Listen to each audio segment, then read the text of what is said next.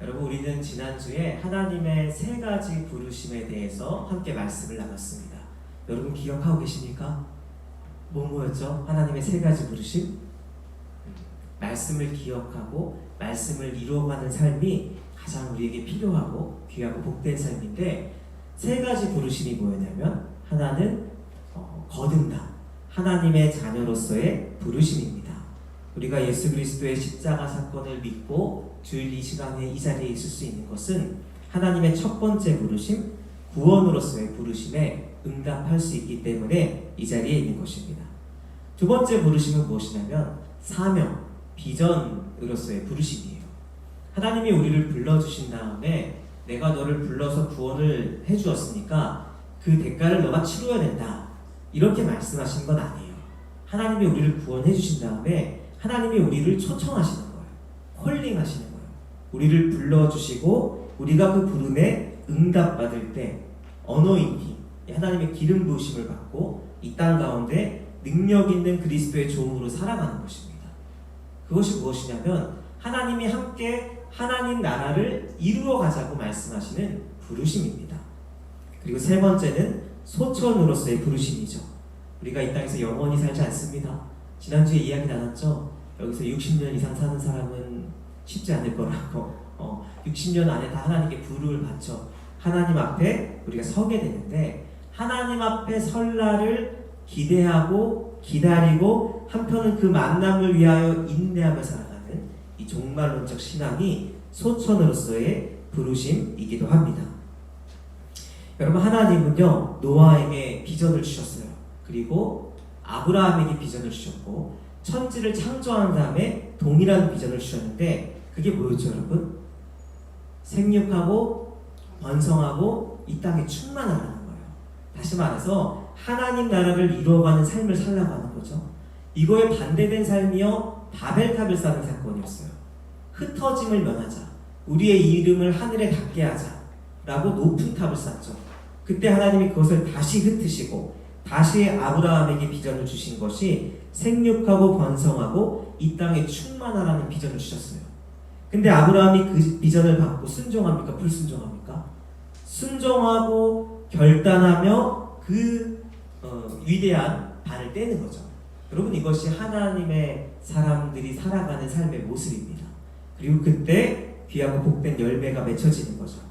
다시 말해서 하나님 안에서 구원으로서의 부르심을 받았는데 그 이상에 아무 관심이 없어요. 구원으로서의 부르심을 받았지만 비전, 사명으로서의 부르심은 관심이 없고, 나는 구원받긴 하지만 이 땅에서 나는 내가 원하는 대로 내 뜻대로 잘 먹고 잘 살겠다 하는데 하나님 왜 나와 함께 하시는데 내 삶에 능력이 없습니까? 능력이 없죠.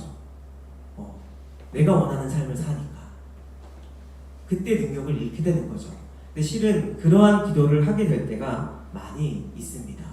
하나님의 인도하심을 받을 수 있기를 주님의 이름으로 축복합니다. 아브라함은 믿음으로 결단하고 순종해서 본토 친척 아비집을 떠난다고 하죠. 본토 친척 아비집을 떠서 어디로 간다고 여러분? 가나안 땅, 약속의 땅으로 아브라함이 나아가게 된 것입니다. 근데요 여러분, 아브라함의 고향이 어디입니까? 본토 친척 아비집. 아브라함의 고향이 갈대아 우르입니다. 갈대아 우르는요 화려하고 부유한 도시였어요. 이 돈이 많은 도시고 신전을 지어서 우상 숭배하는 도시였어요. 아브라함의 아버지 이름은 데라죠. 데라 역시 우상 숭배를 하던 사람이었어요. 다시 말해서 아브라함이 하나님의 사람으로 살기 위해서는요 본토 친척 아비집을 떠나야 되는 거예요. 나에게 익숙한 곳, 나에게 가장 편한 곳, 나의 본성이 가장 충만하게 임하는 곳. 그게 어디죠 여러분? 죄인된 사람이 그의 본성이 충만하게 임하는 곳, 하나님의 관역에서 벗어난 곳, 하마르티아, 그쵸? 영적 사각지대, 죄된 곳. 여러분, 실은 우리에게 가장 익숙하고 가장 좋은 것이 참 슬프게도 죄된 곳이에요. 가장 죄악된 곳을 떠나서 첫 발을 내딛어서 믿음으로 결단하고 순종할 때 누가 일하시죠? 나의 삶에 하나님이 역사하시는 거예요. 근데 만약에 죄된 곳에서 잘 살고 싶습니다, 죄된 곳에서 더 우위를 차지하고 싶습니다. 죄된 곳에서 나는 더 승승장구하고 싶습니다라는 기도에 왜 하나님 응답하시지 않습니까? 라는 기도는 참 슬픈 기도가 될 수 있는 것이죠. 아브라함은 믿음으로 순종하며 하나님의 일을 하기 시작했습니다. 우리 히브리서 11장 8절 말씀을 같이 한번 읽어보도록 하겠습니다. 함께 읽겠습니다. 시작. 믿음으로 아브라함은 부르심을 받았을 때에 순종하여 장래의 유업으로 받을 땅에 나아갈새 갈 바를 알지 못하고 나아갔으며. 여러분, 오늘 말씀에 두 번 반복된 게 뭐죠? 성경에서 반복은 주로 강조라고 생각할 수 있습니다. 두 번 반복된 것은 나아갈새, 나아갔으며. 그러니까 장래의 유업을 받은 땅 보면은 장래의 유업을 받을 가나안 땅으로 아브라함이 나아갈새, 나아갔다. 이 나아갔다라는 것을 강조하고 있는 건데요. 하나님의 사람의 첫 번째는 나아가는 거예요. 부름에 순종해서 나아갔다가 뒷걸음질하고 고민할 수도 있지만, 내가 하나님의 사람이고 하나님이 나를 구원해 주셨으니까 내가 하나님의 뜻대로 살아야겠다.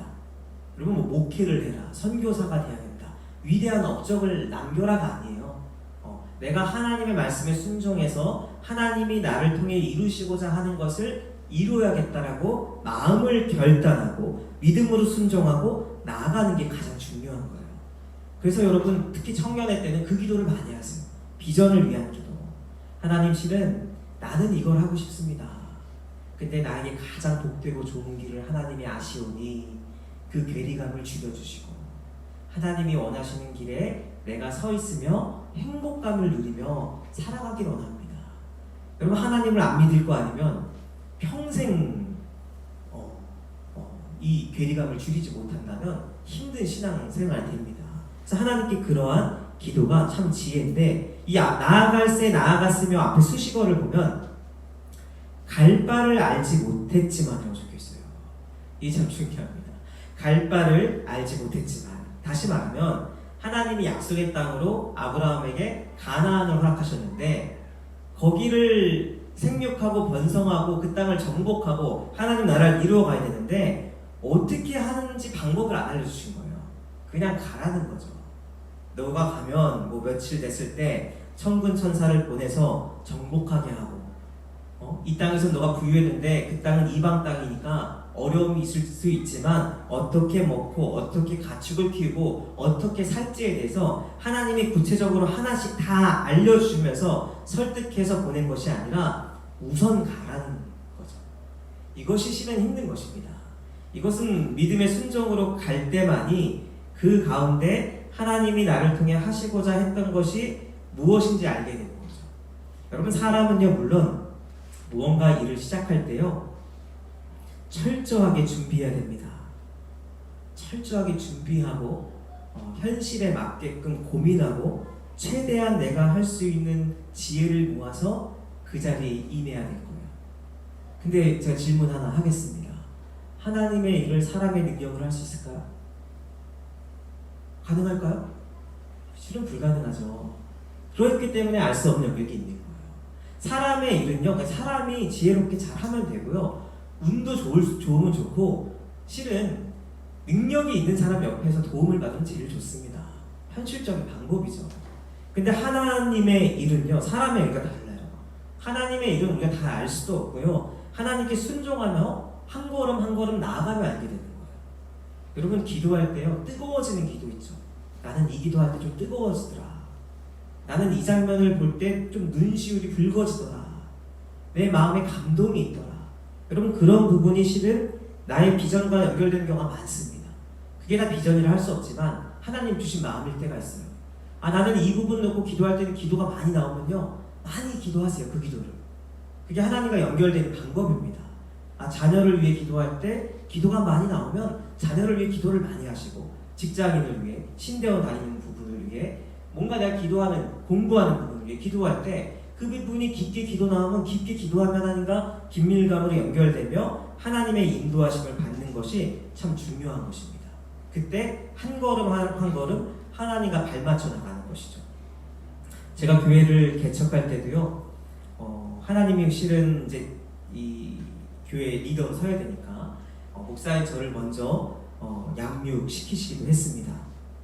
근데 개척교회를 이제 한 5, 6개월 했죠. 5, 6개월 하면서 느끼는 게 개척교회 목사의 능력으로 개척교회가 갈 수 있느냐?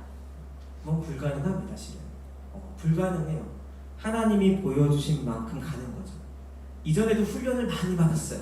굳이 얘기하면 주연이가 아팠던 11년 내내 아주 처절하고 치열하게 하나님이 훈련시켜 주신 부분이 있습니다. 근데 그 훈련의 핵심이 뭐냐면 지식이 충만해지고 막 이 땅의 능력을 발휘하는 그런 부분도 있겠지만 무엇보다 주신 것은 무엇이냐면 사망의 음침한 골짜기를 다닐지라도 하나님이 나 버리시지 않는구나. 내 마음대로 내 뜻대로 막 슬펐다, 기뻤다, 섭섭했다, 화가 나도 하나님은 신실하게 내 옆에 계시는구나. 그 신실한 하나님이 나를 버리지 않는구나. 그분을 신뢰하면서 한 걸음 한 걸음 가면 되는구나. 여러분 그것이 실은 훈련의 여정의 가장 핵심이었죠.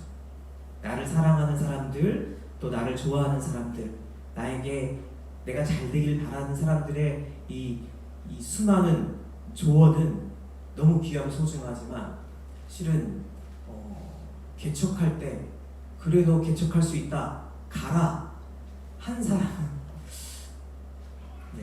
지금 떠오르진 않습니다. 그러니까 알 수 없는 거죠. 갈 바를 알지 못하는데 가는 겁니다. 하나님 주시면 가는 거고 궁극적으로 하나님 안에서 보여주신 만큼 믿음으로 순종하며 가는 것이 하나님과 동행하는 우리의 삶입니다. 사랑하는 우리 성도 여러분, 그렇기 때문에 나에게 주어진 현재의 삶, 눈앞에 있는 삶 가운데 우선은 그 자리에 하나님을 모시고 충성되게 임하세요.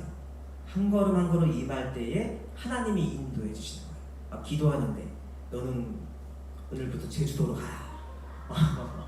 뭐 이렇게 임하실 수도 있지만 흔치 않은 일입니다. 하나님과 주어진 자리에서 사랑하고 교제할 때 주님의 인도하심을 받을 수 있는 것인데 그러한 우리 주신교회 되기를 주님의 이름으로 축복합니다. 우리 히브리서 11장 8절 말씀을 같이 한 번 더 읽도록 하겠습니다. 함께 읽겠습니다. 믿음으로 아브라함은 부르심을 받을 때에 순종하여 장래의 유업으로 받을 땅에 나아갈새 갈 바를 알지 못하고 나아갔으며. 아멘. 첫 번째는 부르심 앞에 나아갔다는 것이 중요한 것이고, 두 번째로 우리가 좀 강조해서 봐야 되는 건 뭐냐면 믿음이에요. 믿음으로 아브라함은 부르심을 받을 때 순종함으로 나아갔다고 하죠. 믿음. 우리가 믿음으로 구원받는다고 하죠. 근데 이 믿음이 뭘까요, 여러분? 믿음. 교회 다니는 게 믿음일까요? 하나님의 알곡과 가라지가 함께 있다고 하시던데요. 예수님이 나를 위하여 십자가에 못 박혀 죽으시고 부활하심을 믿습니다. 공식처럼 외우는 게 믿음일까요? 그러면 천국 가는 티켓을 얻는 걸까요? 성경은 그렇게 단편적으로 이야기하지 않습니다. 성경에서 믿음이라는 것은 애굽의 통치를 받던 우리가 하나님의 백성이 돼서 하나님의 통치를 받는 거, 하나님의 말씀대로 사는 거, 못 살더라도 하나님이 주인임을 인식하고 그분의 뜻대로 살려고 하는 것이 여러분 믿음이에요. 여러분 이 믿음을 사단은 계속 빼앗아 가려고 하죠. 믿음 잃게 만들죠. 근데 우리는 믿음의 선한 싸움을 싸워서 이 믿음을 지키는 것이 우리에게 굉장히 중요한 지혜일 것입니다. 여러분 아브라함은 믿음의 사람이죠. 아브라함의 별명이 뭐죠, 여러분? 믿음의 조상. 그러니까 믿음의 모델이 되는 사람이 이제 아브라함이에요. 그럼 여러분 이 아브라함이요, 하나님께서 이 아브라함에게 특별한 믿음이 있기 때문에 믿음의 조상으로 딱 뽑아서 그 사람을 세웠을까요? 아니면 하나님께서 그를 붙드시고 인도하셔서 믿음의 조상이 되었을까요? 첫 번째일까요? 두 번째일까요? 특별한, 실은 아브라함은 믿음으로 순종해서 본토 친척 아비집을 떠날 수 있는 신실한 사람이었죠. 그건 맞지만 믿음의 조상이 될 만한 사람이 되진 않아요. 그것을 어떻게 하냐면 뒤에 성경에서 아브라함의 모습을 보면 알 수 있습니다. 아브라함의 모습 중에 연약하고 인간적인 모습이 성경에는 계속 표현되어 있어요. 우선 처음 부름 받을 때 너는 본토 친척 아비집을 떠나라고 이야기했죠. 근데 누굴 데려가죠? 조카 룻을 데려가죠. 반쪽 순종이죠. 시작부터. 그 룻과의 갈등도 생기죠. 완전한 순종은 아니었습니다. 하지만 그럼에도 갔고 하나님께 순종하여 갔을 때 하나님이 그를 버리지 않고 그를 사용하시고 만들어 가시는 것이죠. 가나안에 입성합니다. 입성했을 때 첫 번째 맞이한 게 기근이에요. 기근이 왔기 때문에 애굽으로 간 이 본문을 어쩔 수 없이 애굽으로 갔다 할 수도 있지만 하나님이 허락해서 약속의 땅에 갔는데 기근이란 문제가 생기니까 애굽으로 갔다라고 생각할 수도 있죠. 근데 뒤에 본문을 더 살펴보면 애굽으로 가는 과정에서 아브라함의 연약함이 드러납니다. 애굽의 땅으로 가려고 하다 보니까 아브라함의 아내가 누구죠? 사레가 아주 한미모했던 것 같아요. 굉장히 아름다운 연이었던 것 같아요. 그래서 이 아브라함이 사레를 누구로 속이죠? 아내가 아니라 누이 동생으로 속이는 거예요. 누구를 위해서? 나를 위해서. 아내를 위한 게 아니에요. 아내를 빼앗기고 내가 죽임당할까 봐 속이는 거죠. 그러니까 실은 이 가는 과정을 보면 아브라함은 믿음과 신뢰를 가지고 그 자리로 간 게 아니라 불안한 마음을 가지고 다시 애굽으로 돌아갔던 모습들이 있는 것이죠. 여러 가지가 있는데 대표적인 상징적인 두 가지 사건이 있습니다. 그것은 무엇이냐면 하나님이 말씀하실 때 이 부부가 한 마음일 것 같아요. 아브라함과 사라가 어이없다는 듯이 실소를 지은 거예요. 헛웃음, 헐 이러한 웃음을 짓는 대표적인 본문이 오늘 본문인데 우리 17장 16, 17절 말씀 같이 읽어보도록 하겠습니다. 17장 16, 17절 말씀 함께 읽겠습니다. 시작. 내가 그에게 복을 주어 그가 내게 아들을 낳아 주게 하며 내가 그에게 복을 주어 그를 여러 민족의 어머니가 되게 하리니 민족의 여러 왕이 그에게서 나니라. 아브라함이 엎드려 웃으며 마음속으로 이르되 100세 된 사람이 어찌 자식을 낳을까? 사라는 90세니 어찌 출산하리요? 하고. 아멘. 그러면 하나님께서 사레의 이름을 사라로 바꿔주십니다. 이 사라의 뜻은요, 민족의 어머니라는 뜻으로 이름을 바꿔주시면서 하늘의 별처럼 자손을 많이 주겠다라고 말씀하셨는데 아브라함이 뭐라고 되어 있죠? 17절에 보면 17절에 엎드려서 웃으며 속마음으로 이르되 100세 된 사람이 어찌 자식을 낳으리까 이야기한 거죠. 그러니까 실은 하나님이 말씀하시는데 요즘에 가요에도 있잖아요. 내 나이가 어때서 오히려 믿음입니다. 그게 내가 100세인데 내 나이가 이 나이인데 아직도 하나님은 나에게 자손을 주신다고 하시네 하면서 엎드려서 헛웃음을 지은 거예요. 헐, 아직도 나 못 낳는데 이런 마음으로 지은 거죠. 근데 참 신기한 것이 부부가 비슷해요. 우리 18장 10절에서 11절 말씀을 같이 한번 보도록 하겠습니다. 함께 읽겠습니다. 시작. 그가 이르시되 내년 이맘때 내가 반드시 내게로 돌아오리니 내 아내 사라에게 아들이 있으리라 하시니 사라가 그 뒤 장막문에서 들었더라. 아브라함과 사라는 나이가 많아 늙었고 사라에게는 여성의 생리가 끊어진지라. 사라가 속으로 웃고 이르되 내가 노쇠하였고 내 주인도 늙었으니 내게 우선 즐거움이 있으리요. 아멘. 여러분 하나님께서 더 구체적으로 말씀하세요. 이번에는요 내년 이맘때 내가 반드시 돌아와서 자녀를 주겠다라는 약속을 해주십니다. 근데 이 이야기를 아브라함한테 해주신 거예요. 근데 그 뒤에서 누가 들었죠? 장막 뒤에서 사라가 들은 거예요. 이 말씀이 참 재밌는데요. 듣고 나서 속으로 웃은 거예요. 아이고 내가 노쇠했는데 나에게 자녀를 주신다고? 더 현실적으로 봤을 때는 여성의 생리가 끊어졌다. 의학적으로 자녀를 낳을 수 없는 몸이 된 거죠. 그 가운데 하나님은 자녀를 주시겠다고 말씀하기 때문에 이 사라와 아브라함이 웃은 것입니다. 근데 이 본문이 참 재밌는 게 뭐냐면 뒤에 보면요 하나님께서 물어보세요. 사라야 내가 너 왜 웃냐? 내가 말하고 있는데 너가 왜 웃냐? 그러자 사라가 어떻게 얘기하죠? 웃지 않았습니다. 거짓말을 합니다. 그러자 하나님이 아니 너가 웃었다 라고 말씀하시는 장면이 있습니다. 여러분, 제가 이 말씀을 묵상하면서요, 이런 생각이 들었어요. 하나님이 이때는 지통계시며 직접 말씀하시는데 웃어? 웃는다고? 그리고 너가 웃었느니라 하는데 거짓말을 해? 이거 혼나야 되는 거 아닙니까? 이거 좀 벌 받아야 되는 거 아닙니까? 근데 하나님께서 아브라함과 사라를 혼내지 않고요. 이 문장이 이제 딱딱하게 써 있으니까 좀 딱딱해 보이지만 부드럽게 읽어보면은 뭔가 좀 아빠와 아들, 아빠와 딸의 대화 같은 거예요. 너 왜 웃었어? 나 안 웃었는데? 거짓말하지 마. 너 웃었잖아. 약간 이런 느낌의 대화인 거죠. 지난주에 제가 학교 끝나고 제가 이제 하원을 합니다. 하원을 그래서 이제 이 엄마들의 생계를 제가 아주 자세히 보고 있는데요. 하원을 이제 주은이를 시키는데 뭐 끝나면 항상 반갑게 저한테 달려와요. 그러면 손을 잡고 가려고 하는데 그날 제가 좀 선생님 만나고 싶었거든요. 선생님을 만나려고 하는데 막 땡기는 거예요. 만나지 말라고. 그래서 너무 땡겨가지고 그냥 안 만났어요.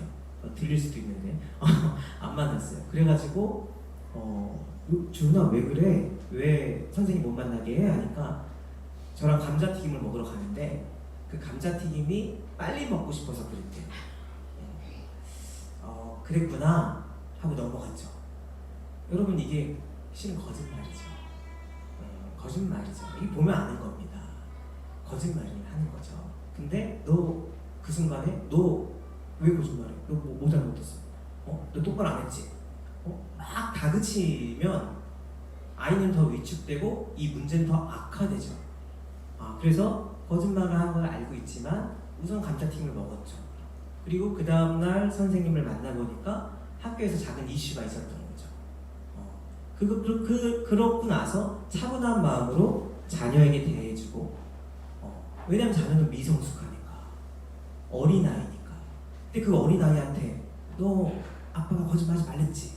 너 뭐 하지 말랬지? 너 이렇게 하면 안 된댔지? 여러분, 이렇게 하는 순간 도망가는 거예요. 참아주고 기다려주고, 물론 화내고 혼내야 할 때 혼내야겠지만 그 아이에게 맡게 대해주는 거죠. 아브라함과 사라를 보면서 하나님이 믿음의 조상으로 세워주고 싶은데 어린아이 같은 신앙이 있는 거예요. 하나님 보실 때. 그러면서 이들이 거짓말하기도 하고 웃기도 하는 거에 대해서 하나님이 분노하시고 화내시는 것이 아니라 믿음의 장성한 자가 될 수 있도록 기다려주고 인내해 주시는 하나님의 섭리를 볼 수 있는 것입니다. 우리를 향한 하나님의 마음도 마찬가지입니다. 다급하게 너 이렇게 해서 되겠어? 정죄하는 하나님이 아니라 나를 기다려주고 참아주시고, 또 한편으로는 있는 모습 그대로 귀여워해 주시며 사랑해 주시는 하나님의 섭리를 볼 수 있기를 주님의 이름으로 축복합니다. 아브라함이 75세의 부름을 받았는데 약속의 성취가 100세에 됐어요. 그러니까 약 25년을 기다린 거죠. 그때 내내 자녀를 갖고 싶었지만 자녀를 갖지 못했습니다. 그 가운데 아브라함이 했던 이러한 반응들은 우리가 충분히 이해할 수 있는 반응이죠. 다시 말해서 아브라함은 믿음으로 결단한 신실한 사람이었지만 처음부터 믿음의 조상이 될 만한 그러한 믿음을 가지고 그 자리에 있었던 것이 아니라 하나님이 그 사람을 붙들고 세우시면서 믿음의 조상으로 만들어주시는 거예요. 100세에 태가 끊긴 상태에서 자녀를 낳죠. 여러분, 그 자녀는 누가 주신 겁니까? 하나님 주신 거죠. 내가 낳은 게 아니에요. 하나님 주신 거예요. 이후에 또 시험하시죠. 이삭을 바쳐라. 인간적인 시각으로 보면 100세에 드디어 가진 자녀를 어떻게 하나님이 바치라고 할 수가 있지? 이게 가능해? 이거 소설 아니야? 이게 인간적인 시야입니다.